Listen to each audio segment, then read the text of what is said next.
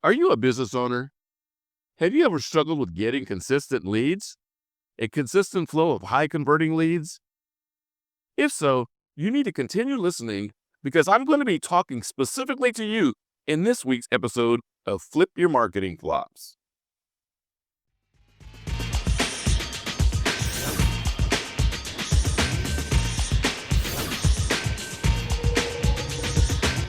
I'm your host, Joe Sayles Jr., Lead Generation Strategist. Welcome to Flip Your Marketing Flops.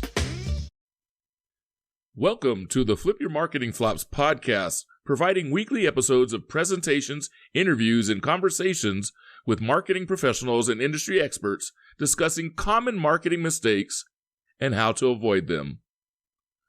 My purpose here is to help entrepreneurs like local business owners, small business marketers, coaches, authors, speakers, and new digital marketing professionals who don't have all of the insider marketing knowledge, hacks, tips, and secrets that would prevent those common mistakes, saving entrepreneurs both time and money. I'm your host, Joe Sayles Jr., and today's topic is about lead generation strategy with me as the featured speaker. You can get involved with the show. There are many ways to do so. You can email me here at the show. Just use joe@flipyourmarketingflops.com. If you enjoy the content on this channel, let me know. If you have a digital marketing topic you'd like to know more about, tell me about it. And if there is someone you think I should have on the show, give me their name. You are crucial to the success of this show, just as I want to be useful in the success of your business, and I want to give you information you want to know. So be sure to subscribe to this channel, hit the like button, and comment below. I'm Joe Sayles Jr., Lead Generation Strategist, and the host of Flip Your Marketing Flops. In this first podcast episode, I'm bringing back to life Flip Your Marketing Flops, but not just as a Microsoft Summit series. Now, it's also a podcast. You see, back during COVID in 2020, I created Flip Your Marketing Flops as a virtual event series that ran to small audiences of business owners.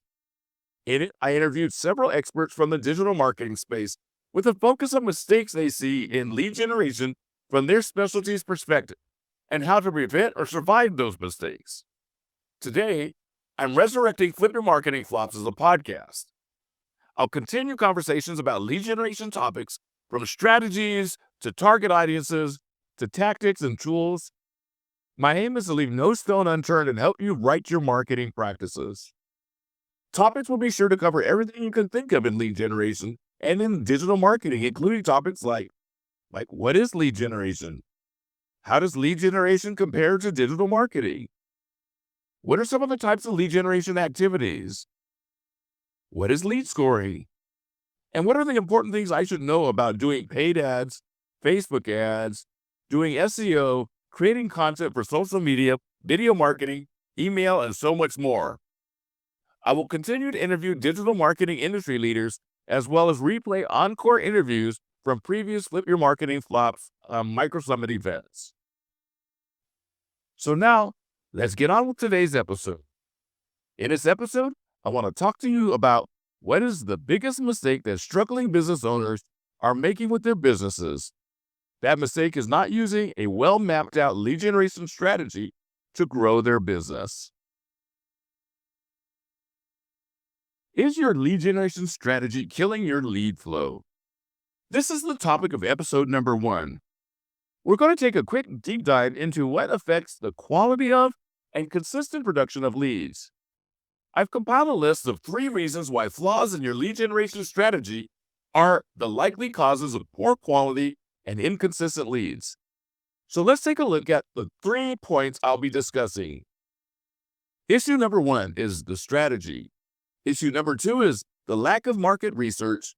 And issue number 3 is misaligned goals. So now let's have a closer look. Issue number 1, the strategy. There are 2 things that I typically see here, and it doesn't matter whether it's a local business, a one-man shop, or a big corporation. One of these 2 issues often pop up. No strategy. With no strategy, you're bound to have inconsistency and have difficulty making achievements. That's because you will have no goals, no targeted audience, aimless tactical choices, haphazard technical choices. It's just a random decision-making process. Nearly just as bad as no strategy is having a poorly designed, poorly followed, or ignored strategy. I've been a part of different organizations over the course of my time working. And one of the things I've learned early on is that it's crucial that businesses set their strategy and they follow it. Because when they don't follow it, that's where they get astray. What happens oftentimes is that they set the strategy, but they're not staying aligned as they're doing things after the strategy is set. Then they come back and look at it months down the road and they realize they've gone astray, or they don't follow the strategy. They don't go back and look at what they set out to do, and they're just totally off scale. So that's how I came up with this one, is that I've seen this several times in the business world and, a couple times in the corporate world. And I thought this is something that's worth mentioning to you. So just like having no strategy, a poor strategy or ignored strategy can cause there to be no connections between goals and your target audience, the tactics, in other words, the activities that you do, and the technology or the platforms being used. So the solution to issue number one is to create a strategy that is goal-oriented and make sure that all the research and targeting and tactical planning and the technology that you're using directly correspond with your ultimate goal. Once you have goals, it's easy to create attainable objectives that will move you forward. In the future, I'm going to talk more about goals and objectives and several other things related to this. But now let's look at issue number two. Issue number two is lack of market research. Who are your competitors? What are they doing? Is there room for your product or service, or is it the same as everyone else's? Are you offering what people are already looking for, or are you trying to create a new marketplace? How do you know that your offerings are what people are looking for? If you don't have a great understanding of your competitive marketplace, it's going to be difficult for you to find success. And that's the mistake that I see. Many new businesses want to take a product or service to market without doing research. They don't know how many people have searched for their offering online. If they're not able to make people aware of their offering or they can't find people interested, then they're set up for failure with this offering. Another thing, I want you to think about this. There's a lot of different kind of businesses out there, but then there's often businesses that you see over and over and over again. One of those that stick to mind is gas stations. When you stop and think about it, a lot of times you'll see gas stations at 2 or 3 of the corners all in the same intersection. And the thing is, these gas stations are often competing with each other. So what are they doing to make sure that something is different about them? Well, the more I pay attention to things over, my years of looking at business and now businesses are done, a lot of times I'll see things like a no-name, lower price gas station across the street from a big name gas station like a Shell or a Chevron or something like that. That's one way that people are able to compete in the same marketplace. But what you don't see is you don't see one Arco across the street from another Arco, because that would not be planning and that would not be paying attention to what the competitive marketplace has in store. So it's important for you to know what you have and how it relates to those other businesses around you. The solution to number two is to make sure you know your strengths, your weaknesses, your opportunities, and your threats. Your strengths are within your control. The strengths are the things that you know that you do well, that are your unique factors that make you competitive in the marketplace. Your weaknesses are going to be things that you do exactly the same as other people and maybe priced worse or not as strong. So that's something that you can change within your control. Opportunities, on the other hand, are external opportunities in the marketplace. So you're going to look for places that you can exploit and make a place for your offerings. Look for things that other businesses may not be offering at that point. And your threats are what external competitive threats, economic threats, political threats, or anything else that might stand in the way of your success. Try to anticipate those. Now, you can't just hope that your offering will succeed. You need to do research. Remember this quote: hope is not a strategy. and the author of that is unknown. Issue number 3, misaligned goals with the target audience. Are you marketing on Facebook and Instagram, TikTok, or YouTube? Why did you choose those sources? Is it because you heard it worked for other people? Do you know if the majority of your target audience spends time on one or more of these platforms? Do you know what goals your audience is trying to achieve or what pains they're trying to avoid? The problem here is that people often have a business goal, but they do not properly align their marketing activities to ensure that they achieve this goal. They often don't align to a specific target audience, and when they do align to the general target audience, they are not aligned with their specific targets from within that target audience. This even happens at the corporate level. And what I mean is those specific targets, I'm talking about your buyer personas or your avatars or whatever name you're recognizing it as. Now, let me give you an example. I've been part of teams tasked with bringing their strategy into alignment. Their goals align with their objectives align with their personas, and much more. In the corporate world, some of these instances just needed a little tweaking, a little bit of refinement.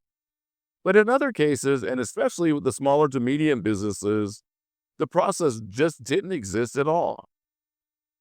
So the common mistakes in defining your target audiences are basing their activity on assumptions about what they think their target wants rather than using data to help.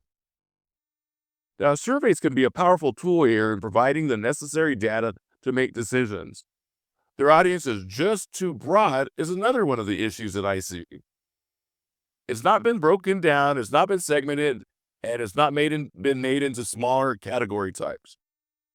This prevents focusing on one target's needs, which leads into messaging not working for their audience. But that's a discussion for another episode. Now, not developing buyer personas or avatars, or just not understanding their goals. This leads to their needs being ignored, which comes back to not focusing on the target's wants and needs. Here's a side note. With buyer personas, you might hear others call them an ideal client or an ideal customer or avatar or whatever. I'm often going to say an ultimate prospect. Here's an example from a client of mine who had not clearly defined his avatars. The client needed help with his website. He also had a great product idea. He had tested it randomly, but still was unsure of how to market the product. He tried advertising on several different platforms, but consistently lost money. When he came to my agency, I worked with him to be more specific in identifying different audiences. Then we narrowed down his audiences. We identified ultimate prospects within those audiences, and from this, he was able to see that his messaging needed to be changed slightly for each of these different prospect avatars or these different ultimate prospects within his target audience. So the client still continues to do more work in aligning his goals with the different avatars and the different needs and desires and issues that they're trying to resolve. So he's learning how to focus his efforts on one ultimate prospect at a time. The bottom line here is that, according to Meredith Hill, when you're marketing to everyone, you're speaking to no one. In other words, your messaging needs to be focused specifically on aligning your goals with one buyer persona at a time. So the solution to number 3 is to create a strategy that identifies and targets the right audience. You need to do this with market research and analysis, customer segmentation, buyer persona development. It is very important to conduct thorough market research. Then you must segment down and create different buyer personas and speak to each one of these buyer personas in different messaging. You want to target only one buyer persona at a time with their needs and their goals and their desires. Then the last thing is to align their goals with the issues that the personas are trying to resolve or the goals they're trying to achieve.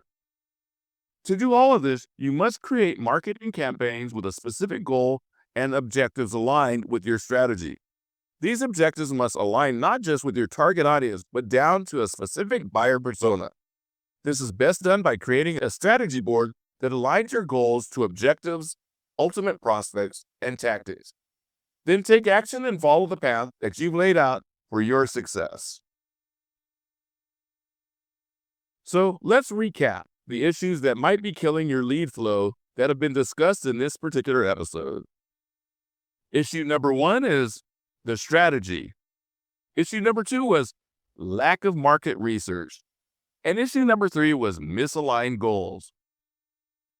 Without a strategy, you end up chasing shiny objects, wasting money, being ineffective, and ultimately not showing signs of a business that can meet the needs of their ultimate prospects. As listeners, I encourage you to analyze your own strategies and make necessary adjustments to keep them aligned. Now's a great time to take a good look at your business and analyze how effective you've been. Then it's time to make some tweaks. Now, did this episode help you find some places to clean up in your own business lead generation strategy?